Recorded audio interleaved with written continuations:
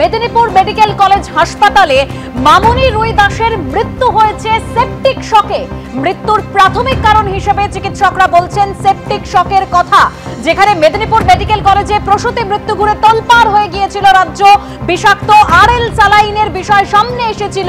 আর ইতিমধ্যেই মৃত্যুর যে কারণ তাতে প্রাথমিকভাবে মনে করা হচ্ছে, অর্থাৎ চিকিৎসকরা বলছেন মেদিনীপুর মেডিকেলে মামনি রুই দাসের যে মৃত্যু হয়েছে সেপটিক শকে মৃত্যু হয়েছে বলেই চিকিৎসকরা বলছেন। আরো বিস্তারিত জানবো, সরাসরি চলে যাব নিউজ রুম থেকে। আমাদের প্রতিনিধি অতনু হালদার রয়েছেন। অতনু, দেখো, তুমি জানো যে এই আরএল স্যালাইন এবং অক্সিটোসিন এই দেওয়ার পরে যে 5 জন প্রসূতি মেদিনীপুর হাসপাতালে বৃহস্পতিবার অসুস্থ হয়ে পড়েছিলেন, এই 5 জন প্রসূতিরই অপারেশন হয়েছিল বুধবার রাতে। তারপর বৃহস্পতিবার তারা অসুস্থ হয়ে পড়েন। বৃহস্পতিবার রাতেই মামনি রুই দাসের মৃত্যু হয় এবং শুক্রবার দিন সেই খবর ছড়িয়ে পড়ার পর তুমি জানো যে এই আরএল স্যালাইন সেটা কতটা নিম্নমানের, সেটা কেন প্রোডাকশন বন্ধ করে দেওয়ার নির্দেশ দেওয়ার পরেও হাসপাতালে ব্যবহার হচ্ছে তা নিয়ে প্রশ্ন উঠে যায়। এবং একই সঙ্গে এই প্রশ্ন উঠে যায় যে অক্সিটোসিনের অতিরিক্ত ডোজ কেন দিতে হয়েছিল, তাহলে কি অক্সিটোসিনও নিম্নমানের ছিল এবং নিম্নমানের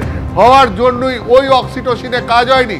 তো এই সমস্ত প্রশ্নগুলো একের পর এক উঠছিল, অর্থাৎ নিম্নমানের ওষুধকে কেন্দ্র করে প্রশ্ন উঠছিল।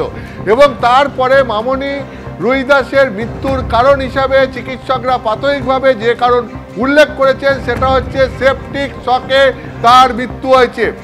চিকিৎসকরা বলছেন সেপটিক শকে মৃত্যু মানে ইনফেকশনের জন্য তার মৃত্যু হয়েছে, অর্থাৎ তার শরীরে ইনফেকশন ছড়িয়ে পড়েছিল এবং ইনফেকশন ছড়িয়ে পড়ার জন্যই তার বিভিন্ন অঙ্গ প্রত্যঙ্গে তার প্রতিক্রিয়া হয়, বিকল হয়ে যায় এবং তার জন্য মৃত্যু হয়েছে।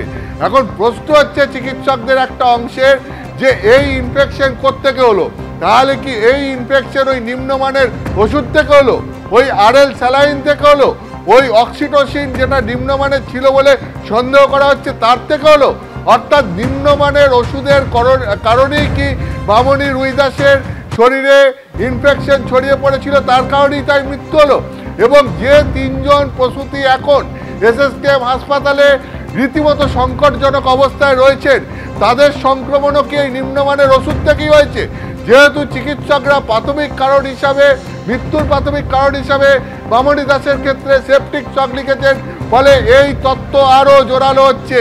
সেখানেই এই প্রশ্ন উঠে আসছে যে সিআইডি তদন্ত এবং স্বাস্থ্য দপ্তরের তৈরি করা কমিটির তদন্ত, তারা এখন কোন দিকে নজর দেবে? এই যে নিম্নমানের ওষুধের জন্যে এই জিনিস হচ্ছে এবং নিম্নমানের ওষুধ সরকারি হাসপাতালে দিনের পর দিন এইভাবে সরবরাহ হচ্ছে, এর পেছনে কি তাহলে স্বাস্থ্য দপ্তরের প্রভাবশালী কর্তাদের একটা অংশ রয়েছে?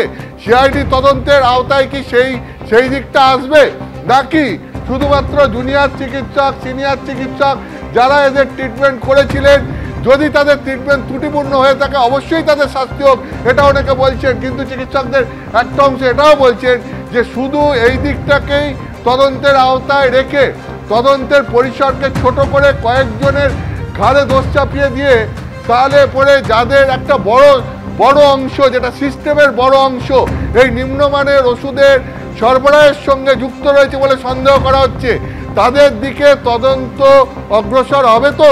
তাদেরকে তদন্তের পরিসরের মধ্যে নিয়ে আসা হবে তো? এই প্রশ্নটাই এখন সব থেকে বড় করে উঠছে যে নিম্নমানের ওষুধ এবং সেই ওষুধ সরবরাহের পেছনে যে চক্র কাজ করছে সেই চক্রকেও তদন্তের আওতায় নিয়ে আসা হবে কিনা।